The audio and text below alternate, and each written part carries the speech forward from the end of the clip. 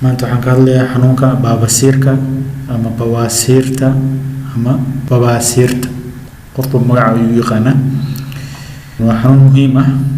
inta aan si fiican ugu guda galin aan horta ka hadlo dhowr qodob oo muhiim ah. qodobka ugu horeeya waxa waaye waxaan qiraynaa in xanuunkan uu yahay xanuun bulshada aad ugu badan.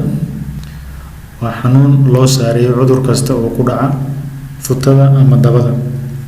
waa xanuun laga aaminsan yahay khaladaad badan ama khuraafaad badan. waa xanuun laga xishoodo in daryeel loo raadsado. waa xanuun lagu sameeyo sancayn iyo farsamo dhaqameed. marka ugu horeyso waa maxay baabasiirka? baabasiirku waa xididada arooriyaasha ee malawadka darbiyadiisa ku dhagan.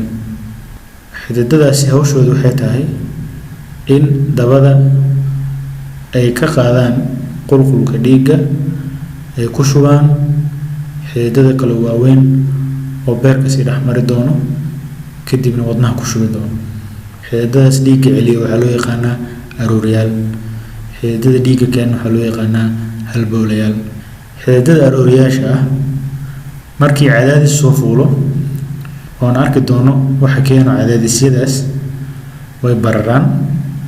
bararkaas ayaa waxaa loo arkaa sidii kuus ahaan.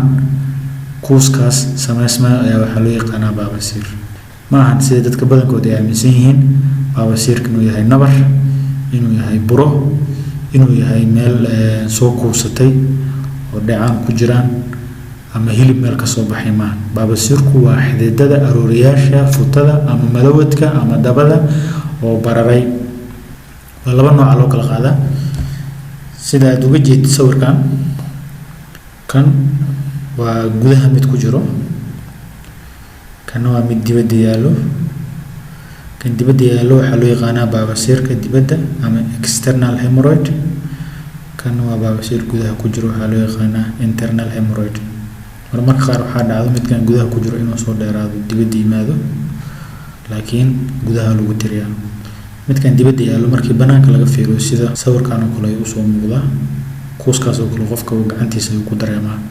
halkan aa ujeedaan qaybtan waa meeshii saxarada ay soo maraysay.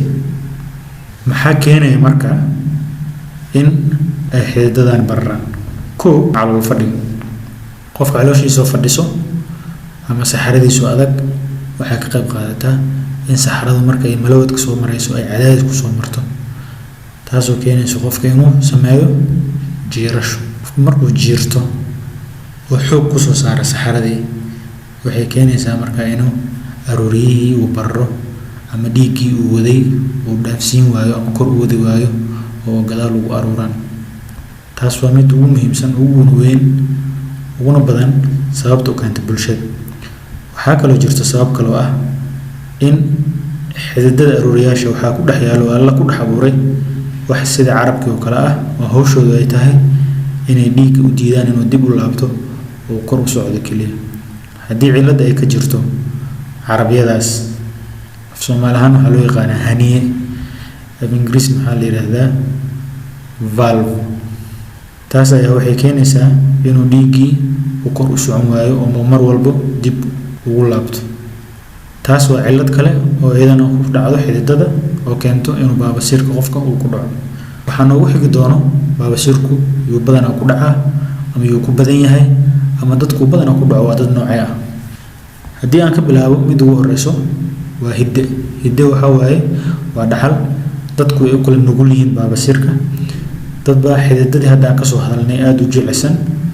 dad baa xididadii soo muuqda oo darbiyada kasoo soko mara, taasoo keenayso inuu qofka wax yar hadduu la kulmo oo cadaadis ah xididadu ay soo raaracsadaan ama ay soo dhacaan ama ay bararaan. marka waa lagu kala duwanaan karaa, taas waa in la ogaadaa, waa muhiim. waxaa kaloo nagu xiga qodobka ah uurka.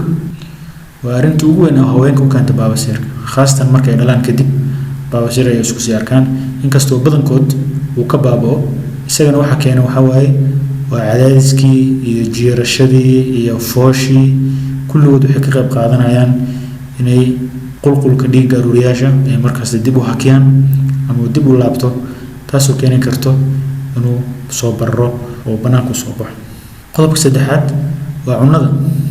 cunada la cuno way ku kala xiran tahay saa darteed waxaa badanaa la yidhaahdaa baabasiirku wuxuu ku badan yahay dadka ladan sababtuna waxay tahay cunooyinka ay badanaa cunaan waa cunooyin baabasiirka soo dedejiyo ama halis u ah cunooyinkaas oo ah cunooyinka saliidda ku badan tahay cunooyinka macmacaanka cunooyinka shiilshiilan taas ayaa sabab u ah inuu baabasiirku ku bato dadka la yidhaahdo dadka ladan ama dadka aan saboolka ahayn ama dadka aan awoodin cunooyinkaas baabasiirka keeno inay cunaan baynamaa dadka kale oo iska danyarta ah ay cunaan cunooyin loo yaqaano cunooyinka buunshaha ku badan yahay ama fiberka ku badan yahay cunooyinkaas oo caafimaadka dheefshiidka iyo mindhicirada iyo malowdka u fiican cunooyinkaas waxaa kamid ah digirta kamid ah waxaa kamid ah kolasoorta kamid ah waxaa kamid ah cunooyinkan oo qudaarta kamid ah cagaarka noocyadiisa kala duwan haddaan u gudbo midka ku xigo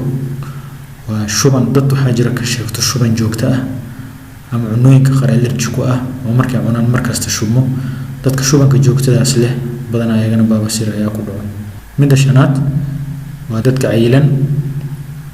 cayilan way u sahlan tahay inuu ku dhaco baabasiirka khaasatan qofka calooshiisu marka ay weyn tahay waxay keentaa inuu qofka cadaadis saaro mindhiciradiisa taasoo soo dedejinayso ama u sahlayso qofka inuu baabasiir ku dhaco waxaa kaloo badanaa la xiriiriyaa baabasiirka xanuunada ku dhaco malowdka iyo mindhicirada waaweyn haddii uu awalba qofka ka xanuunsanaa way sahlantahay markaas inuu baabasiirka ku dhaco xanuuno badanaa ku dhaco malowdka ama xiidmaha waaweyn xanuunadaas waxaa ugu caansan laba xanuun loo yaqaano boogboobista maroorka afka qaladna lagu yidhaahdo ulcerative colitis xanuun kalaas loo yaqaano mindhicir barar Crohn's disease qaybta ku xigto waa qalliin khaasatan qalliimada lagu sameeyo qaybaha hoose sida mindhicirada kale malowdka kale maroorka kale futada kale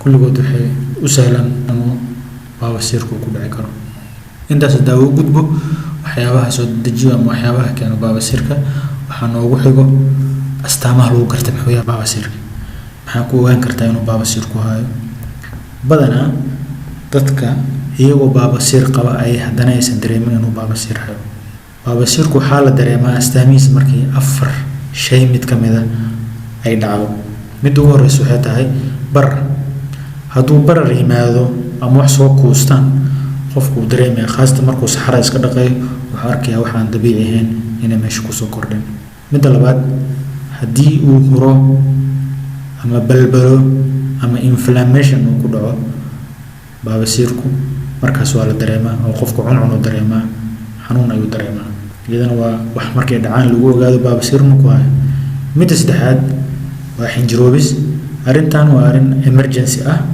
waa arrinta kaliya oo la yiraahdo haddii uu qof baabasiir qabo arrintan ku dhacdo waa arrin emergency oo si degdeg ah wax looga qabto ay qasab tahay khaasatan waxaa la yiraahdaa 24 ilaa 48 saacadood gudahood arrintan waxay ku dhacdaa xididadii bararay mid ka mid ah ayaa xinjir xiraysa dhiiggii ayaa ku xirmayo qaybtii dhiigga ku xirmay waxaa ku dhacay wax loo yaqaano necrosis ama way baaba'aysaa ama way iscunaysaa ama way dhimanaysaa waa arrin halis ah qofku wuxuu isbitaalka badanaa yimaadaa isagoo baabasiir aad u xun hayo oo dabadii dhan ay wada barartay oo midabkeeda isbedelay taas waxaa loo yaqaanaa xinjiroobista mid afraad waa soo laalaadsasho ama soo raaracsasho hadduu qofka baabasiirku uusan dhib ku haynin gudahan iskaga jiray hadduu banaanku soo baxo banaanku soo laalaadsado waa la dareemaa badanaa afartaas shay markay dhacaan ayuu qofka astaan dareemaa